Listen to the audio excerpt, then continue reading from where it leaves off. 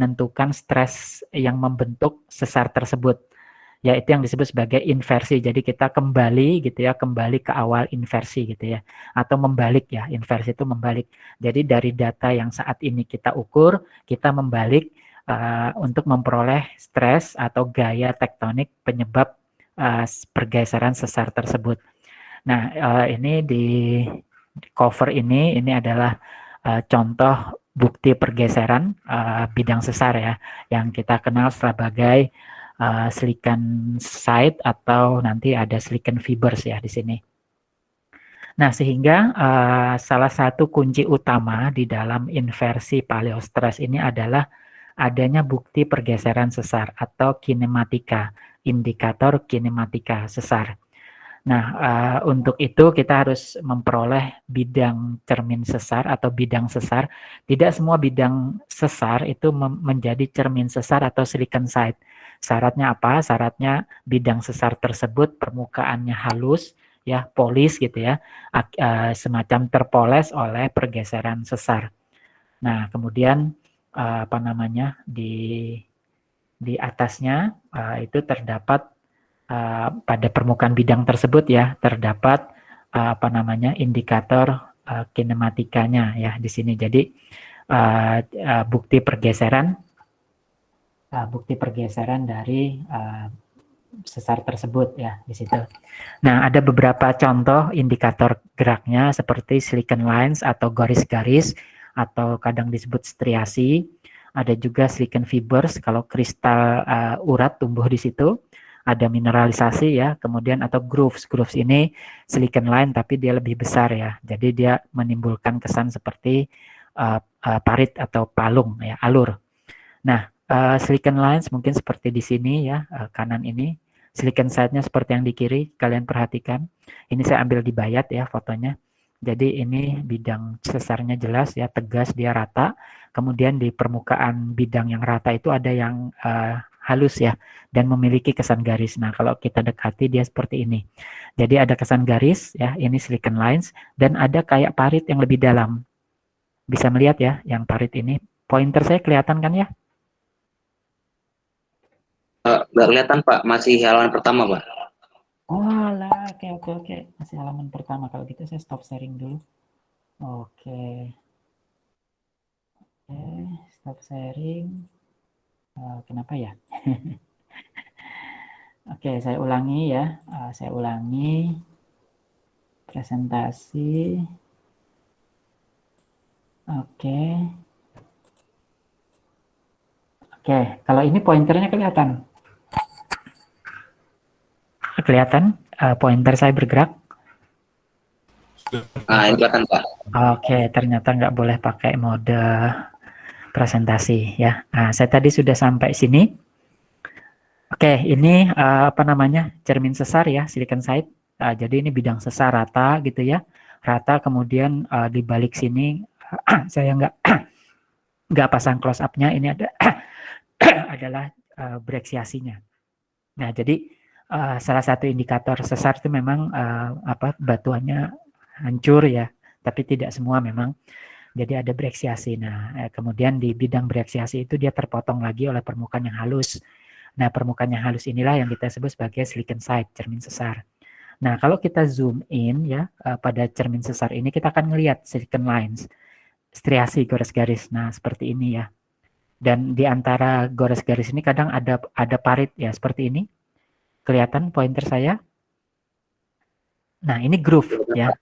Nah, ini groove. Jadi dia lebih dekok gitu ya, lebih lembah, dia lebih masuk gitu ya dibandingkan yang lain. Nah, di atas groove ini juga ada striasinya. Nah, tapi striasi dan groove ini dia searah gitu ya, searah. Nah, ini menunjukkan striasi dan groove ini terbentuk oleh mekanisme yang sama, yaitu mekanisme pergeseran sesar ya di situ. Nah, kemudian kadang di sini ada step atau tangga ya, seperti ini nih kebetulan saya ambil di sini stepnya kecil-kecil.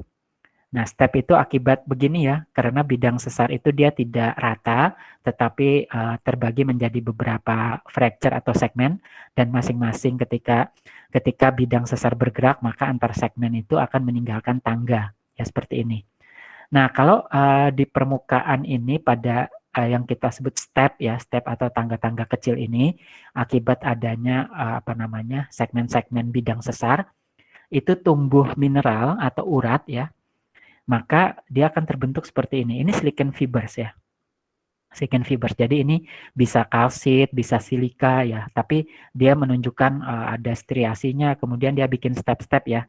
Nah, mekanismenya seperti ini ya. Jadi dia sambil bergeser, dia membuat rongga. Nah, rongga ini karena low pressure ya, maka mengundang fluida masuk. Fluida ini kaya akan bahan mineral, dia kemudian terpresipitasi menjadi urat. Nah, sehingga urat ini karena pergeseran sesarnya pelan gitu ya. Jadi urat ini juga ikut tumbuh bersama-sama dengan pergeseran sesar. Sehingga kemudian terbentuklah silicon fibers. Nah, jadi silicon fibers ini arah-arah stepnya menunjukkan arah hilangnya blok yang hanging wall ya, atau blok yang bergerak itu hilang. Jadi kalau kita lihat seperti ini ya, berarti ini gesernya dekstral ya. Jadi blok di mana kita berada ini kan kayak kita melihat tebing ya. Tebing ada cermin sesar, ada silicon fibers.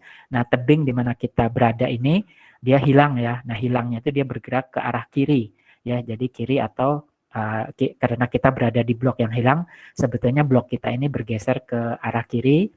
Kalau pengamat akan melihat blok kita ini dia di sebelah kanannya, jadi dia disebut sebagai dekstral ya di situ. Oke, nanti pelan-pelan ya diresapi sinistral, dekstral gitu. Tapi intinya kita membutuhkan indikator kinematika ya, indikator pergeseran. Silicon lines, groove, silicon fibers ya. Ini adalah yang bisa kita amati, kita observasi dan kita ukur. Nah, sebetulnya banyak sekali ya. Ini database-nya. Jadi ada yang berbentuk crescentic marking ya. Ini akibat ada butiran yang terjepit di bidang sesar. Kemudian ada step. Nah, tadi kita sudah bicarakan step. Ada fractures ya. Fractures ini ada tension gas, shear gas ya. Ini. Kemudian ada IS ya, inclined structure. Ini riddle ya, sebetulnya riddle structure.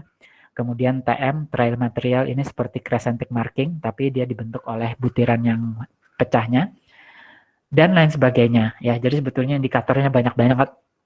Dan indikator ini, ya itu terjadi baik di singkapan maupun di spesimen kalian. Ya, kalau kalian ambil sampel bidang sesarnya gitu ya, silicon site-nya kalian ambil sampelnya setangan, juga ada informasi sama ini ya. Nah, jadi ini bahan yang menarik ya kalau ada yang tertarik terhadap tektonika atau struktur geologi struktur, ini bisa dipelajari. Nah, sehingga kita umumnya ya punya keinginan ya menganalisis bagaimana gaya pembentuk sesar tersebut. Nah, sehingga kita di lapangan kita ambil datanya. Kemudian kalau pengukuran kita banyak, kemudian mencakup area yang luas, artinya tidak hanya satu sesar ya, sesarnya banyak. Nah, itu kita perlu software ya. Jadi ini kita bawa ke komputer, kita software. Ini komputer zaman dulu gede banget ya. Sekarang mah laptop udah cukup ya. Sehingga Nah, satu hal di kartun ini yang menarik adalah apa? Yang memproses di komputer itu dia bingung. Ini arah bidangnya kemana sih? Nah, ini ya. Ini artinya informasi lapangan itu harus seakurat mungkin sehingga pengolah data itu nggak bingung. Ya, di situ. Jadi yang mengambil, dia dippingnya ke timur, ke kanan ya. Nah, jangan sampai nanti yang mengolah data itu ini dipping bidang sesarnya ini normalnya itu ke timur apa ke barat. Nah, gitu ya. Nanti kita pelajari ya kenapa kebingungan ini terjadi. Mungkin kalian di lapangan, udah jelas ini dippingnya ke timur kok gitu ya. Tapi nanti begitu masuk software beda lagi. Ini pelajarannya adalah ya, ambillah data lapangan sejelas mungkin. Jangan sampai dia menjadi keliru input. Nah, kita kemudian di dalam input data sesar, kita harus menentukan sesar itu apa. Ya, jenis sesarnya. Sesar naik, sesar turun, sesar geser itu harus kita tentukan berdasarkan pada pergeseran sesarnya. Ya. Nah, untuk itu kita harus mengambil data pergeseran ya. Pertama kalian harus ambil data bidang sesarnya ya. Strike depth dari bidang kalian ambil. Habis itu kalian harus menentukan dari pergeseran tersebut, dalam hal ini contohnya silicon line ya. Itu kalian harus ukur. Ada dua cara, ya, trend dan plang. Nah, trend dan plang itu artinya kalian membutuhkan bidang imajiner yang sejajar dengan garis, kemudian kalian membutuhkan bidang imajiner yang sejajar dengan jurus, ya. Nah, kalau yang bidang vertikal imajiner ini untuk memperoleh trend. Nah, kalau bidang horizontal imajiner ini untuk memperoleh plang. Rumit ya. Nah, kalau yang mudah kalian pakai rek atau pitch. Nah, itu kalian hanya membutuhkan strike, ya, kemudian reknya, ya, atau sudut dari garis horizontal yang kita anggap sebagai garis strike, karena strike itu merupakan garis bidang horizontal yang memotong bidang miring, ya. Jadi garis ini merupakan garis jurus sesar, ya, jurus bidang sesar, kemudian diukur saja, ya. Nah, ukurnya pakai busur derajat atau pakai kompas, ya. Nah, sudutnya, ya, ini dia harus kurang dari 90 derajat, itu kita sebut sebagai rek atau pitch. Kalau lebih besar dari 100 kalau lebih besar dari 90 derajat, kenapa, Pak? Artinya kalian kebalik ngukurnya, ya, gitu. Karena yang diukur harus sudut, bukan sudut tumpul, ya, tapi sudut lancipnya. Oke, ya, begitu kita sudah dapat rek atau pitch, ya, kita itu disebut kemudian sebagai slip. Nah, slip ini yang kemudian akan menentukan jenis sesarnya. Kenapa sih penting banget jenis sesar? Nah, agar kita nggak keliru nanti inputnya. Jadi kalau berdasarkan pada apa namanya pergeseran slipnya, ya, slip itu dihitung, sudutnya dihitung berdasarkan pada rek atau pitch. Nah, ini bisa terjadi strike slip, ya. Kalau dia kiri mendekat sinistral, kalau kanan mendekat dekstral. Kalau dia vertikal, nah itu bisa apa namanya normal atau bisa reverse, ya, reverse. Jadi itu sama-sama vertikal. Membedakannya gimana? Membedakannya cari tadi, ya, stepnya, arah dari groove-nya, ya, di situ. Atau di oblik. Nah, oblik di sini. Nah, karena klasifikasi berdasarkan slip ini masih sederhana, kemudian orang mengembangkan yang lebih rumit. Ini dari Mike Rickard, ya, dari Australia, dari apa namanya National University, IKIP-nya, ya, IKIP-nya Australia itu dia bikin gitu, ya, bikin di sini. Jadi bagaimana membagi apa namanya jenis sesar, ya. Jadi dia membagi berdasarkan pada rek, ya. Nah, kemudian ini sudut dip-nya. Reknya kan tadi sampai 90, ya, 0 sampai 90. Dip-nya juga 0 sampai 90, nggak mungkin dip itu sampai 120. Dip bidang sesar, ya. Nah, ini Mike Rickard, ya. Nah, kemudian ada juga yang mengembangkan Engineer, ya, Jacques Engineer. Ini sudah almarhum, ya, Profesor Jacques Engineer, ya.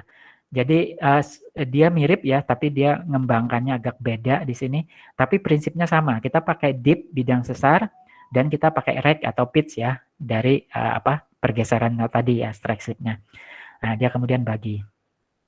Nah, di sini kenapa saya pasang beberapa foto Prof. Jacques almarhum, ya, karena ilmu yang kita pelajari sekarang, ya, paleo stress inversion itu yang menemukan beliau, ya, Prancis, ya, dan beliau ini urutannya ke kalian mestinya jadi kakek atau mbah buyut guru, ya. Kenapa demikian? Karena Prof. Jacques Engineer ini, Angeli, ya, ini merupakan dosennya Prof. Bagio, ya, jadi dosen kalian. Prof. Bagio ngajarin saya, nah saya ngajarin kalian. Jadi kalian itu udah generasi keempat dari ilmunya. Dan kalau ilmu ini dipakai, ya, maka jadi amal jariah bagi almarhum Prof. Jacques Engineer, gitu, ya. Nah, ini beliau tuh orangnya humoris, nah kayak gini, ya, di lapangan dia bercanda gitu, ya. Tetapi data lapangannya luar biasa, ya. Jadi ini contoh catatan lapangannya, detail, lengkap, sketsanya bagus, ya. Oke, nah kenapa ini saya pasang, ya, karena biasanya kalau dari kampus lain suka nantang, ya. Ngerti nggak sama Ricard? Wah, gitu, ya. Saya tuh kadang sama mahasiswa dari kampus lain, Pak, kalau pakai Ricard gimana? Wah, ini apa nggak ngerti gitu, ya, sejarahnya. Ricard itu nggak berkembang ilmunya, selesai di sini, beda sama Jacques Engineer, ya, sampai jadi software yang kita pakai nanti, ya, di situ. Jadi klasifikasi ini apa namanya berkembang, ya, tetapi yang sampai software itu hanya Profesor Jack Angellier almarhum ya. Oke, sehingga kita udah tahu tuh ya, ini jadi sesar apa, normal, normal dekstral, sinistral dekstral itu berdasarkan di sini ya.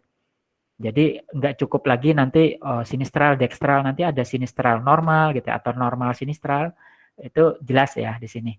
Batasnya di mana? Batasnya itu biasanya di 45 derajat ya. Jadi reknya kurang dari 45 derajat, itu nanti normal sinistral, tapi lebih sinistral normal. Tapi kalau lebih dari 45 derajat nanti normal sinistral ya di situ. Kapan Pak yang sinistral saja? Nah, itu kalau kurang dari 10 derajat ya. Baik itu Ricard maupun Angellier ya. Tapi kalau normal saja kapan? Nah, itu sekitar 80 derajat sampai 90 derajat itu normal saja. Tapi kalau reknya kalian ukur 75, itu nggak boleh normal. Itu belum normal ya, itu masih oblik. Jadi yang betul-betul pure, turun atau geser, itu di kisaran 10 derajat ya, di situ. Oke ya, nah ini setelah kita paham, oh ternyata sesar itu kalau berdasarkan rek nanti ada normal sinistral, sinistral normal, dekstral, dekstral normal dan sebagainya. Nah sekarang kita masuk kepada yang kita butuhkan yaitu klasifikasi dinamik sesar Gross oleh Anderson. Wah ini nggak salah judul Pak, bukannya kekar Gross. Nah kekar Gross ada, sesar Gross ada ya. Sesar Gross ini sebetulnya teoretikal ya, jadi kalau kita punya kekar yang conjugate yang gross, kalau diberi gaya keduanya bergerak ya di sini. Nah, Anderson tahun 1905 ini meletakkan fundamen penting di dalam struktur geologi struktur modern, yaitu mengatakan bahwa sesar itu bergerak merespon terhadap gaya triaksial, gaya tiga sumbu gaya. Yaitu apa? TO1, TO2, TO3. TO1 yang paling besar, TO2 menengah, TO3 gaya terkecil. Jadi terhadap sesar selalu bekerja gaya triaksial. Dengan TO1 gaya terbesar, TO2 gaya menengah, TO3 gaya terkecil. Dan posisi gaya menengah, TO2 ini selalu unik, yaitu sejajar dengan bidang sesar. Ya, di situ. Sehingga Anderson mengatakan hanya ada 3 jenis sesar terbentuk di dekat permukaan bumi. Apa itu? Sesar naik kalau misalkan TO1 horizontal dan TO3 vertikal. Dan disebut sesar turun kalau TO1 vertikal, TO2 dan TO3 horizontal. Disebut sesar geser kalau TO1 horizontal, TO3 horizontal, TO2 yang vertikal.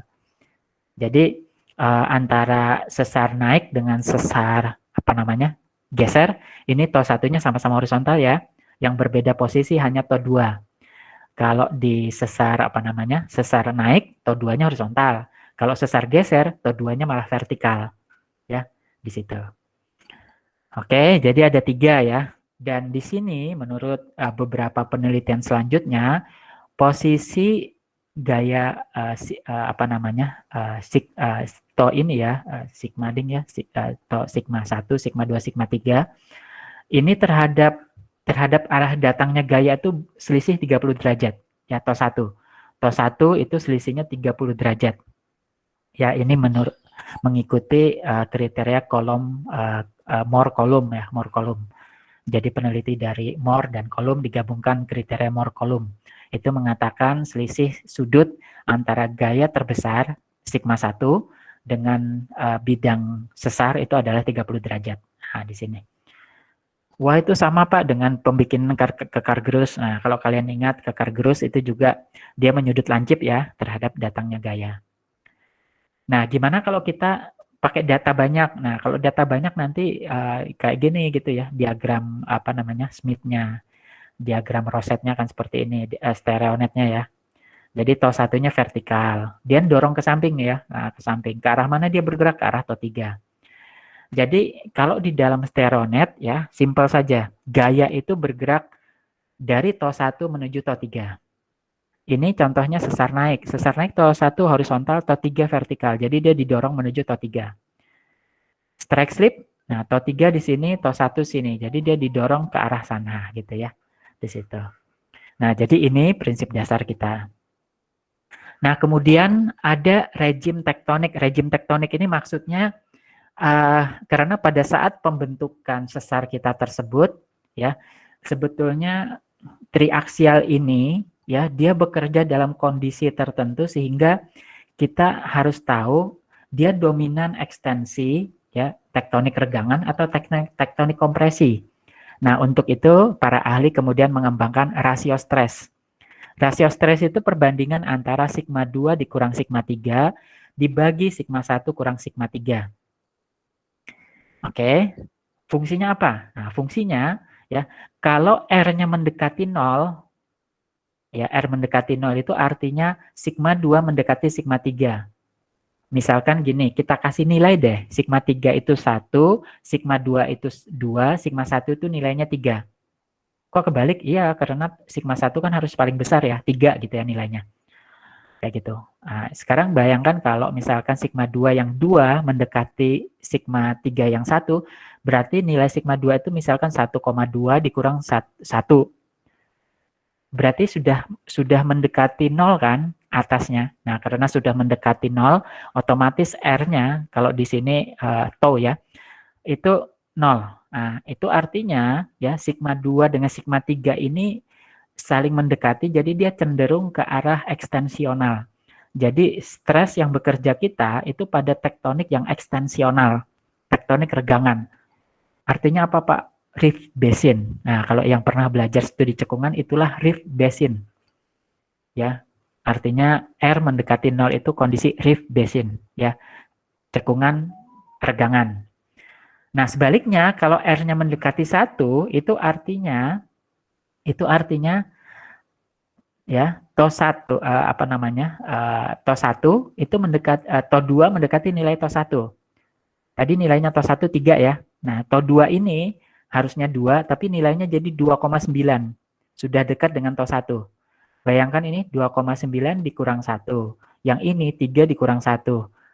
Mendekati nilai 1 ya. Nah, artinya apa? Artinya sangat kompresif. Ya, sangat kompresif. Jadi tektonik yang bekerja ini tektonik kompresif, yaitu sesar anjak, sesar geser, kompresif yang terjadi di sana. Nah, itu fungsinya ya. Oke. Silakan loh kalau ada yang ingin ditanyakan, boleh diinterupsi.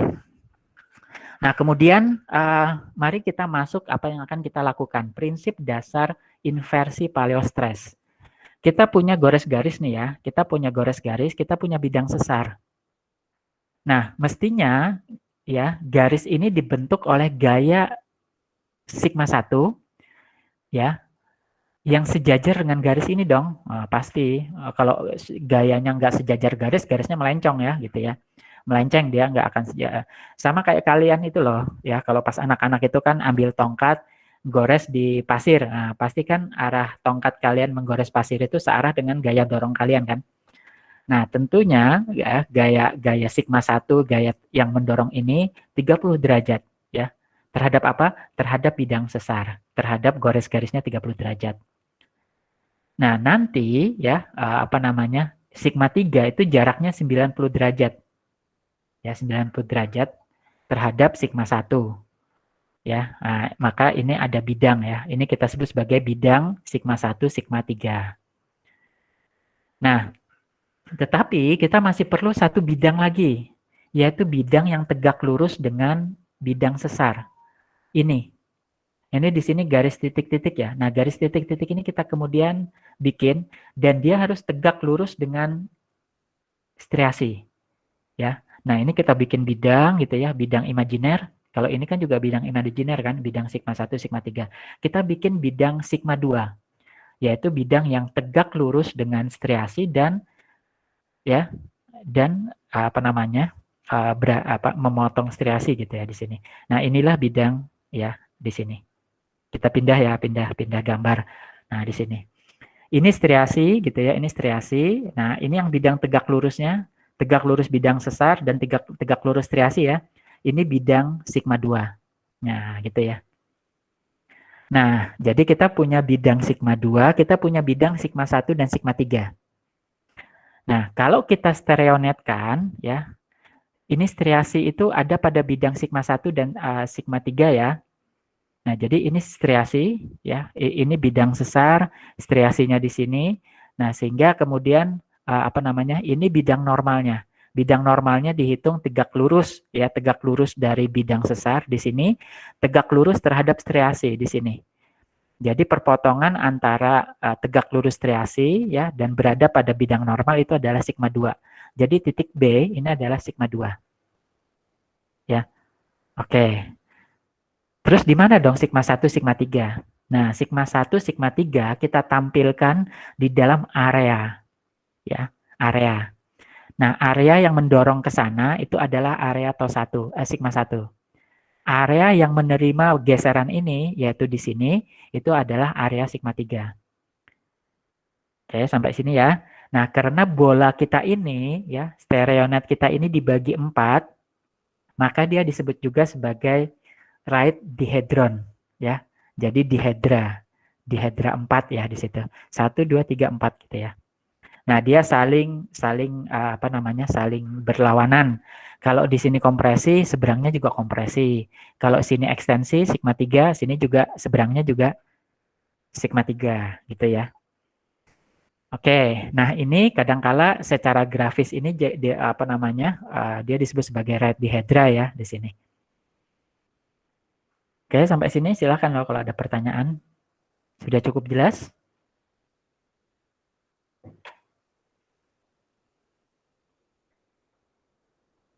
Nah, itu baru satu sesar. Gimana kalau 2 sesar? Nah, ini 1, ini 2. Mereka keduanya ini bisa kita gabungkan, kita overlay. Ya. Nah, kalau secara manual seperti ini ya. Ini sigma 1, sigma 1 sesar 1, sigma 2, sigma 1 sesar 2 atau sesar A ya, sesar A sesar B.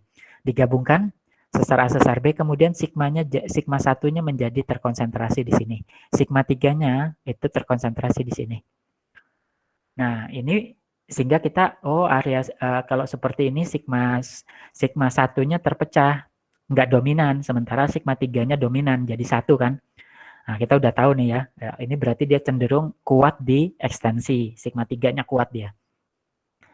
Jadi sigma 2-nya mendekati sigma 3 ya, sigma 3-nya jadi kuat dibantu sigma 1, sigma 2 tadi ya. Nah, ini baru 2 sesar. Gimana kalau kita ngukur 1000 sesar? Bisa Pak ngukur 1000? Bisa gitu ya. Saya skripsi sampai 1000 pengukuran gitu ya. Nah, untuk itu kita perlu software. Nah, gitu ya. Seperti ini jadinya. Jadi ini sudah banyak pengukuran gitu ya. Kemudian kita tinggal olah saja ya. Sehingga kemudian kita jadi misalkan ini right dihedranya seperti ini. Kemudian kita keluarkan ini sumbunya ya. Ini sumbu sigma 1, sigma 3-nya di sini, sigma 2-nya ini. Ya, nah seperti ini. Ini dulu software yang saya pakai ya waktu skripsi namanya Faye. Itu buatan Prof. Jack Angelier ya. Dulu zamannya masih DOS, nggak ada monitor ya. Jadi kita masukin data, kita print gitu ya. Jadi keluarnya nanti kayak gini. Kalau sekarang langsung ya interaktif, kita langsung lihat hasilnya di layar sebelum kita print. Ya, nah jadi kita perlu software. Tapi satu hal yang paling penting ya, yaitu kita tahu persis pengukuran kita sudah benar. Nah, gitu ya. Oke, nah sehingga ya apa yang harus kita laporkan di dalam analisis Paleo stress inversion? Pertama, datanya harus kita laporkan. Oh, ini loh bidang sesarnya, garis-garis panah ini striasinya.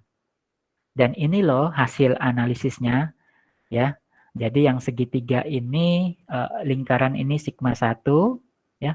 Kemudian yang di sini segitiga sigma 2, yang kotak sigma segitiga sigma 3, yang kotak sigma 2. Nah, kita laporkan ya di sini. Dan ini komputer akan memberikan azimutnya ya. Karena dia titik, nanti ada azimutnya berapa, pelangnya berapa ya. Nah, kemudian kita juga harus menyajikan sebaran data. Ya, sebaran data. Ini kita sebut sebagai misfit. Kenapa? Karena ini ya. Perhatikan data ini 0 sampai 90. Kita sudah belajar bahwa ya, gaya yang terbaik itu selisihnya tidak lebih dari 30 derajat dari bidang sesar. Nah, kita perhatikan ini. Ada 2 sesar yang dia lebih besar dari 30 derajat. Nah, ini berarti dia tidak misfit. Berarti dia kemungkinan ya itu kita salah ukur, kemungkinan 2 bloknya sudah bergeser, kemungkinan ketiga dia bentukan tektonik berikutnya. Jadi bukan kelompok tektonik kita ini ya, bukan terjadi sekaligus bersama populasinya. Yang satu populasi itu dia lebih kecil dari 30 derajat ya. Selisih antara antara bidang sesar dengan gayanya. Jadi ini harus ditampilkan. Jadi kalau kalian lihat nanti teman kalian pakai software, kemudian perhatikan ininya, ya histogramnya, kalau semuanya lebih besar dari 30 derajat, pasti salah analisis. Itu datanya salah, tapi datanya salah, analisisnya salah, tapi dipakai. Nah, gitu ya. Ini yang selalu ingin saya sampaikan kepada teman-teman kalian, dari kakak kelas kalian ya. Bahwa pakai software itu harus 4 ini harus punya kita. Nggak cuma yang nomor 2 ini. Umumnya mahasiswa itu cuma pengen punya nomor 2, pengen tahu arah gaya. Enggak bisa. Kita juga harus tahu apakah analisisnya sudah sesuai dengan kriteria. Yaitu apa? Kriteria Moore column, yaitu kurang dari 30 derajat. Kemudian kita juga ingin tahu ya sebaran data itu untuk memperoleh rejim tektoniknya. R-nya berapa? Loh kan tanpa R nggak apa-apa. Oh penting R itu. Kenapa? Karena kita harus tahu secara regional yang bekerja saat itu tektonik seperti apa.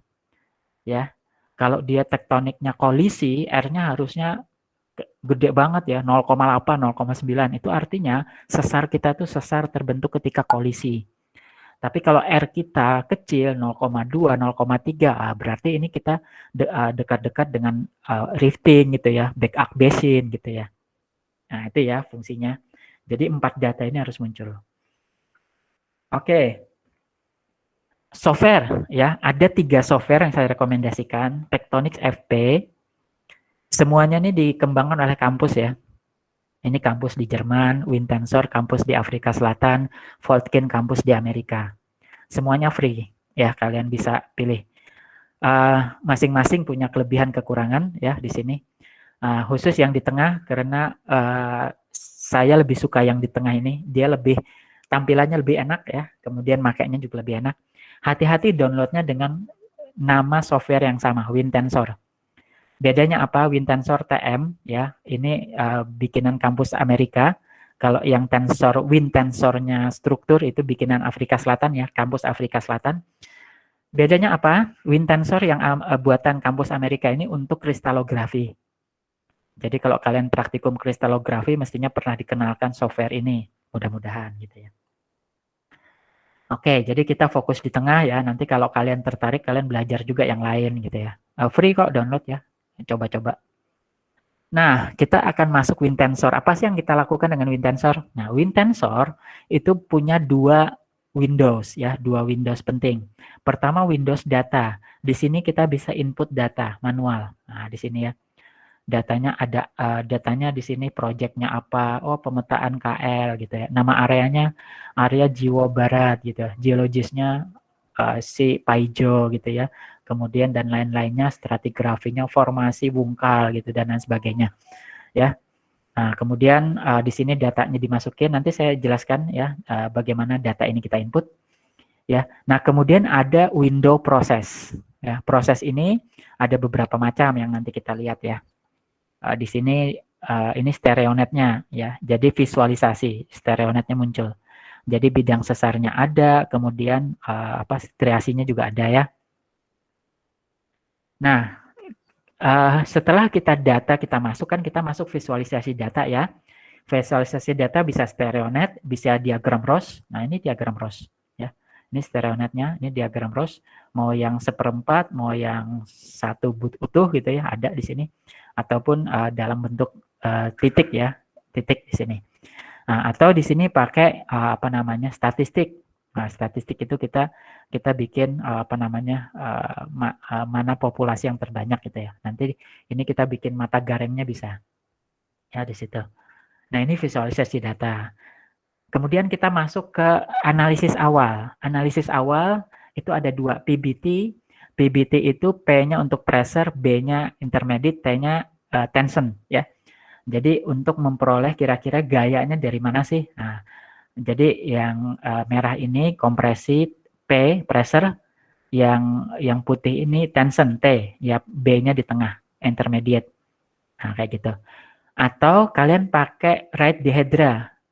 Right dihedra yang tadi pakai apa namanya? Pakai area-area gitu ya. Oh, ini area TO 1 gitu ya.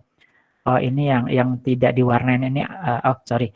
Area yang diwarnain ini area sigma 3, yang tidak diwarnain area sigma 1 gitu ya. Bedanya apa? Sama aja kok ya. Keduanya sama. Jadi kalian milih salah satu aja PBT, right dihedra gitu ya.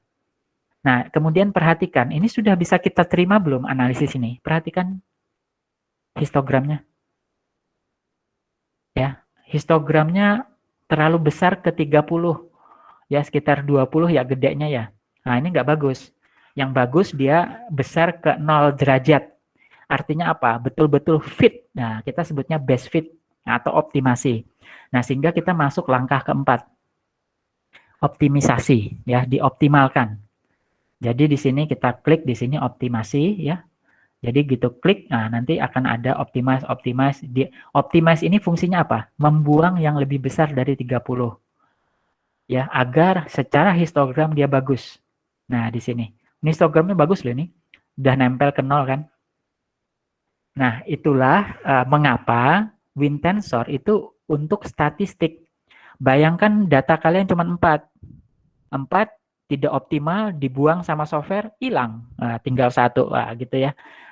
Jadi saya tuh sering berpesan ke kakak kelas kalian, jangan pakai software kalau datanya hanya sedikit, manual aja. Dengan manual kalian bisa belajar gitu ya. Jadi pesan moralnya adalah software kita pakai karena ini statistik gitu ya. Kita nggak mungkin ngelakuin satu-satu pakai kalkir ya. Jadi kita harus pakai software. Nah, di sini ya kalian bisa lihat stabilitas kurvanya ya di sini. Jadi ada di sini gitu ya. Ini kurva stabilitas. Ini kalau kalian optimize, tombol optimize ini berubah-ubah sampai dia stabil. Nah, kemudian R-nya juga stabil ya. R-nya itu harus nyentuh lingkar luar ini ya di situ. Karena kalau enggak dia masih scatter di sini ya, masih nyebar. Nah, dia harus di sini. Nah, itu ya stabil. Nah, terakhir adalah laporan. Nah, laporan kalian harus mencantumkan ini tadi loh ya. Pertama, visualisasi data. Ya.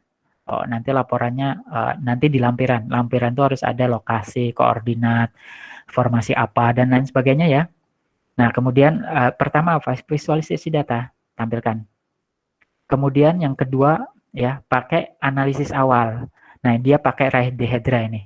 Pakai right dihedra. Oh, sorry, ini PBT ya. PBT, kemudian right dihedra. Dia pakai dua-duanya. Nah, kemudian dia optimasi. Nah, optimasi di sini. Oke lah, masih ada yang di atas 180, tapi yang penting kan sebagian besar sudah sini kan. Nah, perhatikan yang gede ini loh, yang misa ini loh titiknya. Misa sendiri kan. Ini harus dibuang ini. Jadi dioptimasi ini harus dibuang. Sampai semua titik kalian itu nempel di garis antara sigma 1 ke sigma 3 ya di sini. Nah, kemudian kurva stabilitas, stabil ya di situ. Nah, ini yang dilaporkan ya. Kalau enggak itu berarti kalian enggak paham. Ya, saya tuh kadang ngetes kalau skripsi pakai WinTensor, saya minta lampirannya ada enggak? Kurva histogramnya ada enggak? Enggak, oh, enggak. Kenapa enggak dipakai? Enggak paham ya di situ. Oke, itu ya. Silahkan kalau ada pertanyaan sampai di sini sebelum kita latihan sedikit dengan WinTensor.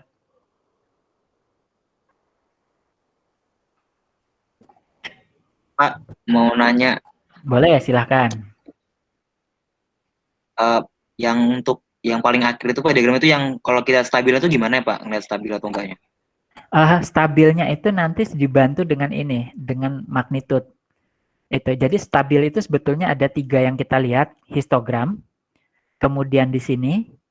Jadi kalau semua titik itu sudah pada, kita sebut sebagai amplop ya, amplop more. Jadi kalau sudah nempel di amplop, berarti dia sudah pada titik kritisnya. Ya, artinya titik pergeseran tuh di sini, di amplop ini ya.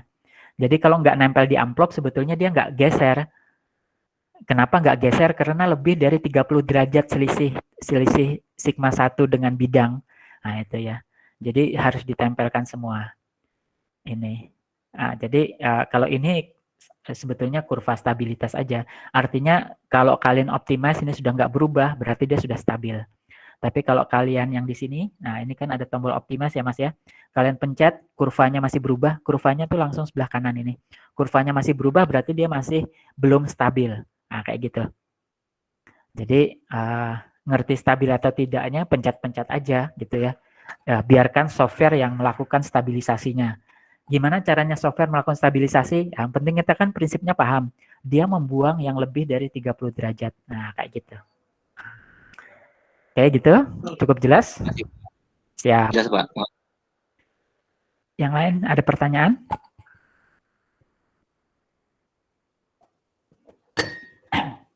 Oke, kalau nggak ada, penutup. Nah, contoh nih ya, ngukur. Ini ada step ya, ada silicon lines, striasinya ada, kemudian step-stepnya ada. Jelas ini sesar normal. Ya, kenapa? Karena stepnya ini ke bawah ya. Jadi pasti bidang yang hilang itu bergerak ke bawah. Kalau dia bergerak ke atas, nggak mungkin dong stepnya ke bawah, pasti hancur kan? Nah, jadi kalau step ke bawah artinya sesar kita normal. Nah, tetapi ya nanti kita pakai klasifikasinya Ricard atau klasifikasinya Angelier, ya dia nggak normal aja ya. Ini kita sebut sebagai normal dextral. Kok normal dextral? Ini kan gesernya ke kanan gitu ya. Jadi mendekati ke kiri kita ya. Kalau mendekati kiri kita berarti dia dextral. Ya, jadi pengamat itu karena dia mendekati kiri, berarti yang kanan dong, yang kanan mendekati ke kiri gitu ya. Makanya garisnya ini juga ke arah kiri. Oke, ini notasinya kebetulan saya ambil di internet, jadi penulisannya masih gaya barat ya. Gaya Amerika itu 030. Bidangnya kemana? Ke barat, deepnya 78. Nah ini kalau kita terjemahkan ke hukum tangan kiri, mudah-mudahan kalian ingat kaidah tangan kiri ya. Jadi kaidah tangan kiri itu telunjuk kita ini untuk jurus, jempolnya untuk deep ya. Berarti agar jurus kita ini dippingnya ke barat, ya, maka jurusnya harus di kuadran 2. Karena kalau jurusnya di kuadran 4 nanti dippingnya ke timur, ya. Kan dia udah bilang 78 west ya, 78 ke arah barat. Nah, berarti sebetulnya jurusnya 150 derajat, ya. 150 derajat, dipnya berapa? 78 dia kasih ya. Nah, kemudian rake atau pitch dari striasinya 60 derajat. 60 derajat ke arah selatan, ya. 60 derajat ke arah selatan. Kemudian jenis sesarnya, S ini bukan sesar ya, bukan S ini sinistral, bukan. Itu cuma arah ya. Arah menuliskan arah dari mata anginnya ya. Itu jenis sesarnya normal dextral. Kok normal dextral? Nah, karena dia 60 derajat. Kalau klasifikasi Angelier dan Ricard itu masuk normal, tetapi dia punya komponen dextral ya di situ. Jadi penulisannya lengkap begini. Kalau kurang gimana? Wah, kalau kurang nanti kalian akan ngalamin kesulitan input. Ya, salah satu tolong dong dicatat. Ya, volunteer catat ya. Sudah belum? Karena ini akan segera saya close. Saya akan masuk ke WinTensor. Karena kalau nggak ada yang nyatet, nanti kita bingung pakai data yang mana. Sudah?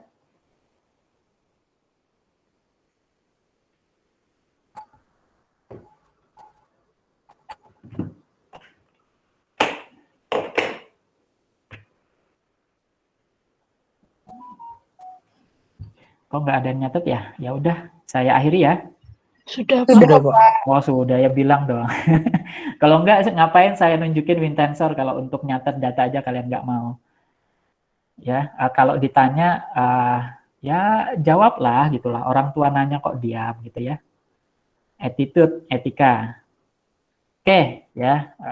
Sebelum saya akhiri dengan terima kasih, ini saya close. Oke, sekarang saya akan masuk ke WinTensor.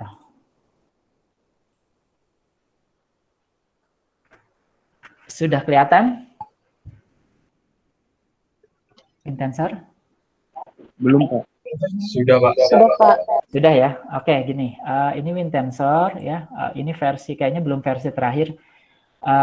Damien ini yang pembikin WinTensor itu rajin banget update-nya setahun 2 kali gitu ya. Dia passion-nya luar biasa di sini. Tapi dia mengakui basis dia bikin software itu dari prinsipnya Jack Angelier ya. Jadi itu luar biasa. Nah, kita bikin data baru. New. Kelihatan nggak sih tombolnya new? Kelihatan Pak. Kelihatan, Pak. Oke. new. Nah, munculnya gini, ya. Oke, sekarang saya nggak akan kasih nama project dan lain sebagainya, saya langsung datanya ke sini. Oke, data ID1. ID1 ini bisa kalian ganti, misalkan kalian ingin, oke, oh ID-nya di sini ya nanti. Oke, anyway. Nah, sekarang kita ID ini bisa kalian ganti, bisa enggak. Yang jelas itu nomor urut ya. Yang jelas nomor urut pengukuran lah. Kemudian format. Nah, format ini harus dua digit ya. 2 digit apa? Data pertama kita ingin bidang kita itu cara nuliskannya gimana. Nah, kalau orang bule biasanya nomor 1. Kayak tadi itu loh ya. Jadi arah dip sama sudut dip dan arah dip doang sama dia. Kalau kita kan enggak. Kalau kita kan pakai strike dan pakai dip ya. Nah, jadi kita pakai yang mana nih? Strike dan dip ada 2 loh. Nah, kita pakai nomor 4. Jadi ada sudut dip ya dengan plus 90 derajat ya di sini. Jadi kita pakai 4. Tapi dia minta kedua loh. Nah, yang kedua di sini. Jadi kan kita nyebut nih ya kita yang digit keduanya apa nih untuk garis. Gimana kita nuliskan garis? Ya. Nah, nuliskan garis itu plang azimut itu nomor 1, nomor 2 azimut plang, atau nomor 3 itu pakai pitch ya. Atau pakai rek. Nah, kita pilih yang mana nih? Ya, kita pilih 4 ya. Rek doang ya.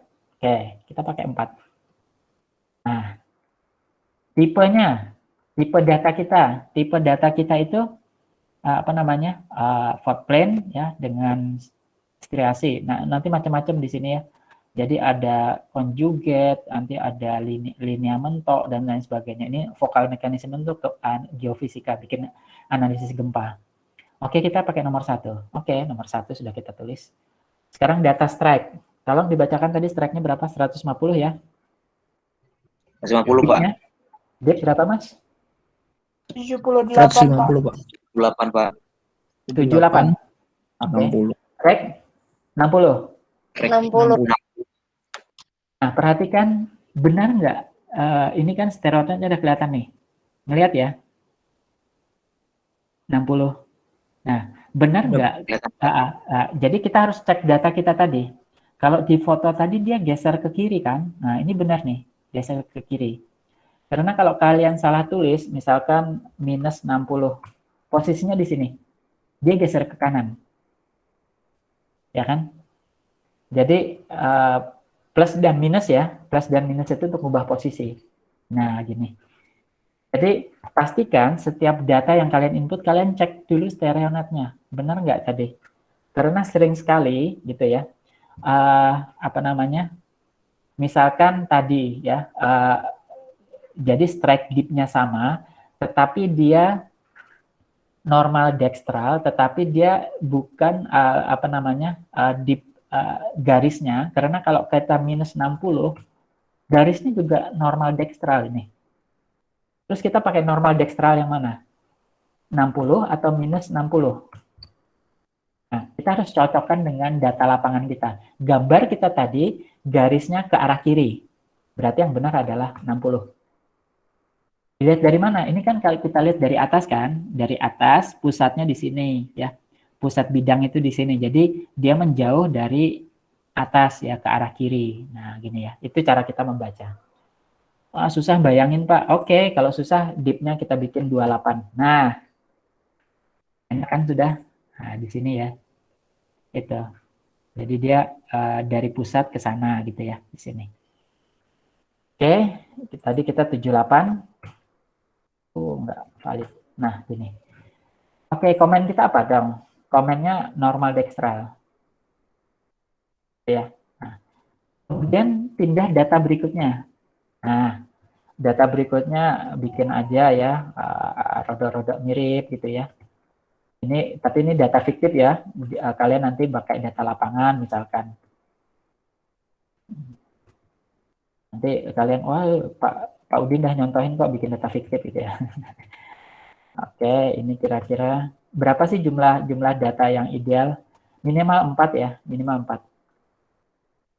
Gitu.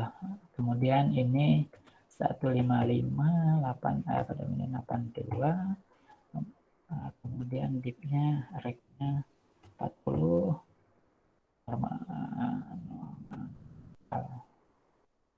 paling ini ekstra normal, karena 40 reknya. Oke, ini 4 ya, 4 data. Nah, setelah 4 ini, kalian masuk ke processing. Tapi biasanya dia minta di-save dulu. Oke, kita save. Ya, ini sudah save.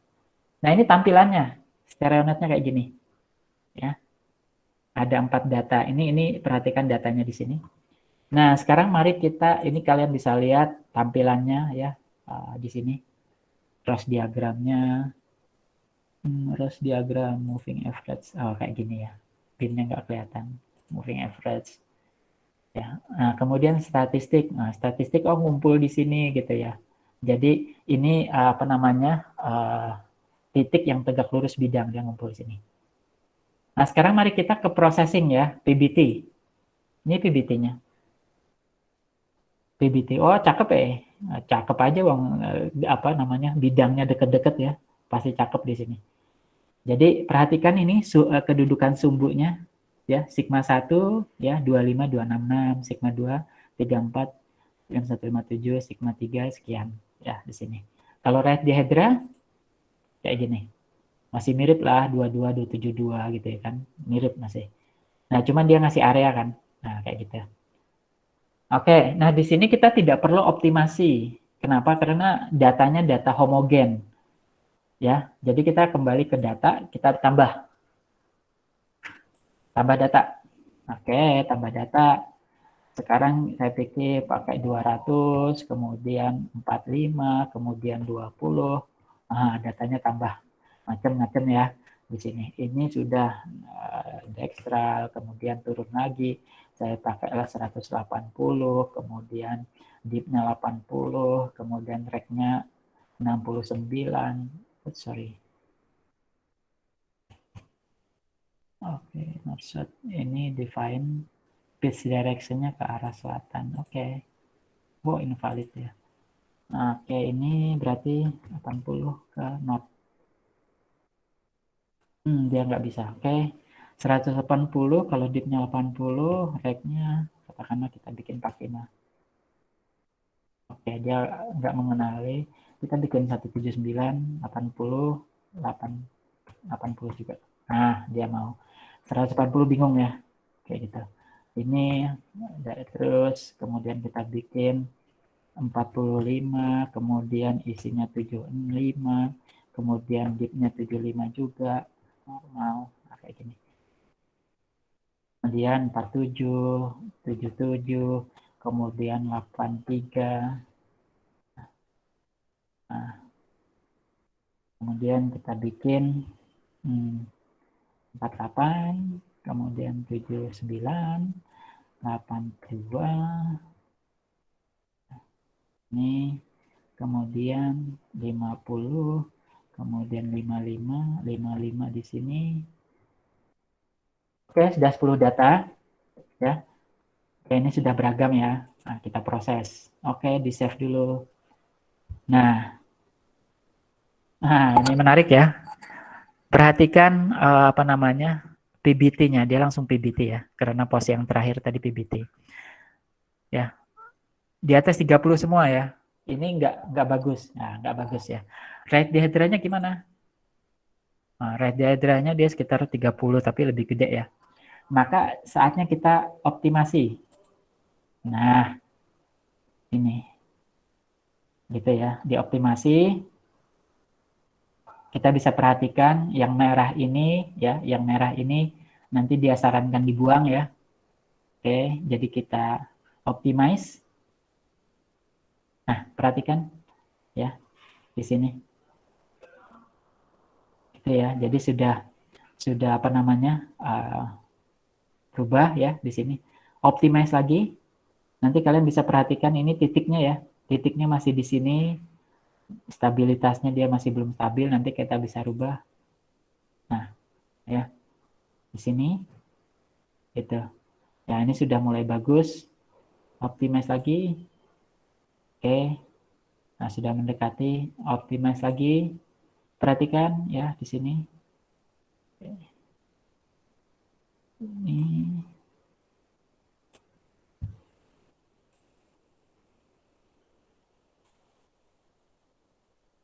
Oke, ini mentok ya, mentok. Dia sudah di sini. Ini nggak bisa, dia sudah optimize di sini.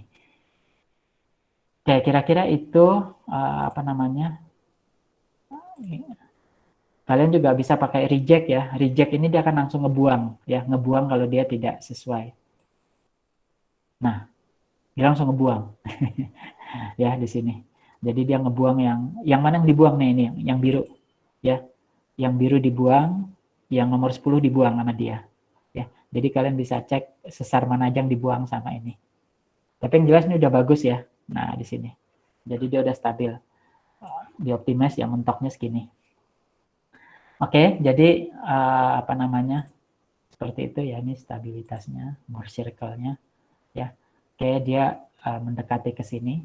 Nah, sekarang mari kita lihat R-nya. R-nya berapa sih gitu ya. Jadi kalau dioptimasi tadi R-nya kelihatan nih ya, 0,42 ya.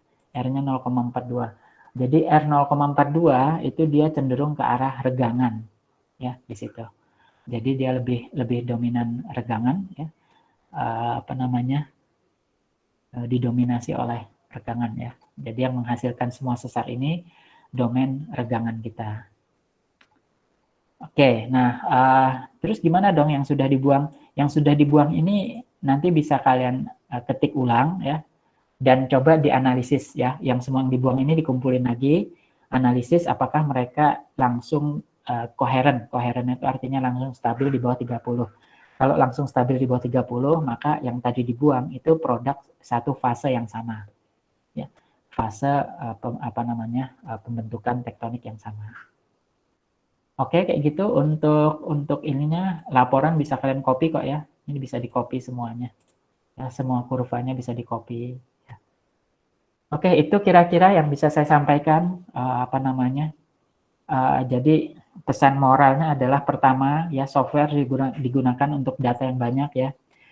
Kayak gitu. Kemudian pesan moral yang kedua adalah perhatikan data kalian. Input itu menjadi kritikal ya. Ketika kita input di sini ya, apakah betul data input kita sesuai pengamatan lapangan? Ya, di situ. Itu aja kira-kira 2 pesan moral untuk apa namanya? Diskusi sore ini. Silahkan kalau ada yang ditanyakan.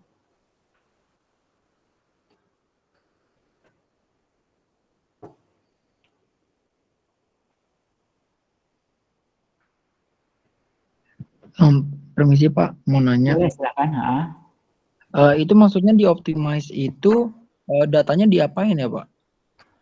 Jadi gini, di optimize itu software itu akan membuang ya, akan membuang data-data yang di luar 30 derajat. Ya, selisih antara gaya pembentuk dengan bidangnya.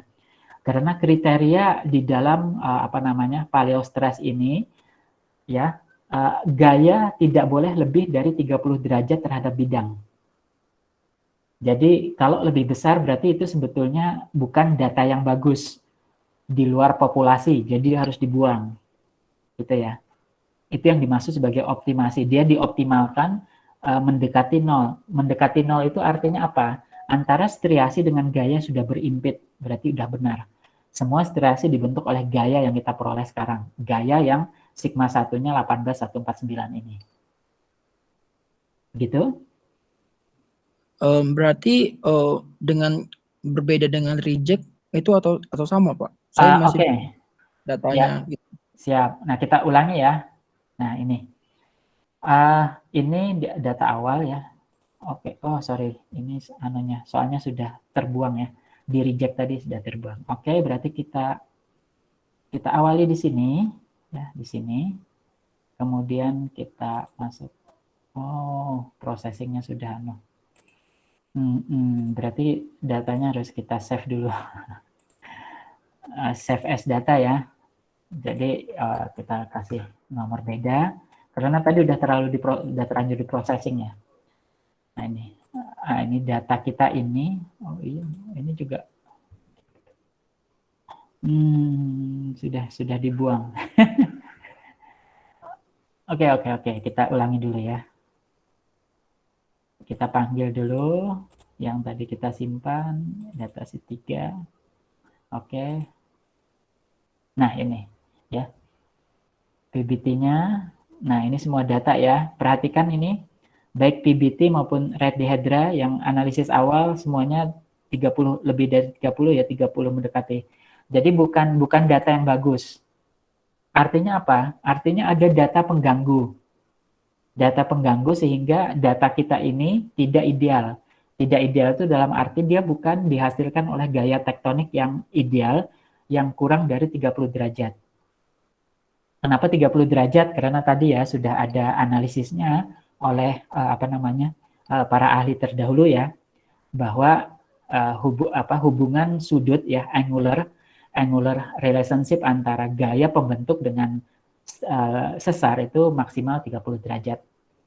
Nah, sehingga kalau di atas 30 derajat ini berarti dia terganggu oleh data. Nah, gangguan inilah yang ingin kita optimasi, kita buang. Nah, kita bisa tekan optimasi aja. Optimasi dia tidak akan membuang data ya. Perhatikan kayak gini, ya ini sudah bagus ya, gini. Dengan TOS 1 11 sampai 147. Nah, yang dilakukan optimasi, dia mengganti tipe. Ya, tipenya ini, oke. Oh, juga ada yang sudah dibuang dia ini. Nah, ini ya. Jadi dia sudah mengganti. Nah, bedanya dengan reject, dia betul-betul data tadi juga sebagian yang dirubah tadi akan dibuang. Ini sudah dibuang sih dia. Nah, ini. Berarti dia yang sudah reject ini. Ya. Jadi optimasinya reject. Jadi ada beberapa data yang sudah dibuang. Nah, perhatikan sekarang semua data ini itu fit dengan gaya sigma 1 yang 11 sampai 147. Artinya semua sesar ini berada dalam koridor kurang dari 30 derajat terhadap gaya pembentuk. Seperti itu ya. Nanti boleh tes aja, optimize, reject itu prinsipnya sama kok. Jadi bagaimana kalau reject itu dia nanti mendelete data kita. Ya, datanya ke delete. Kalau mau ini optimize aja nggak apa-apa. Oke Pak, terima kasih banyak Pak. Sama-sama. Ada lagi pertanyaan lain?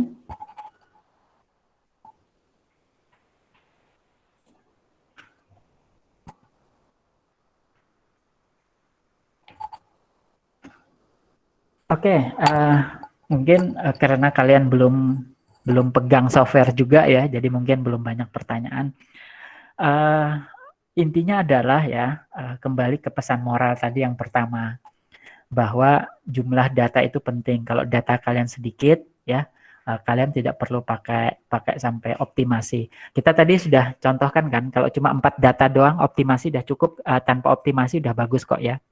Jadi nggak perlu sampai optimasi. Optimasi itu kalau kalian menjumpai secara secara distribusi banyak data yang tidak bagus yang harus dieliminir ya di situ. Nah, jadi kalau datanya cuma 3, 4 kayak gitu itu nggak usah dioptimasi gitu ya. Kayak gitu.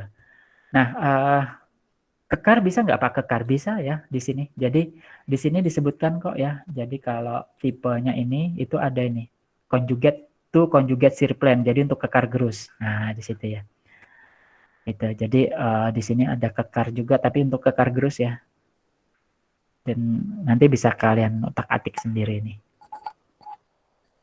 Ada lagi yang lain?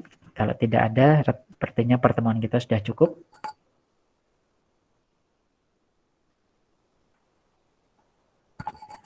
Oke, kayaknya sudah ya. Juga sudah pukul 5 lewat. Jadi kurang lebih 1 jam. Terima kasih ya atas kehadiran kalian. Ya lumayan banyak lah ya, 50-an sudah bersedia hadir. Baik, saya rasa itu. Saya pamit undur diri ya. Sampai jumpa di lain kesempatan lagi. Oh iya, Ding, kita jumpa di Geologi Indonesia.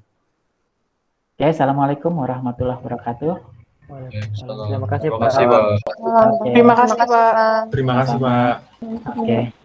Saya minta rekamannya tolong dikirim ya. Makasih. Iya Pak. Terima kasih Pak. Makasih di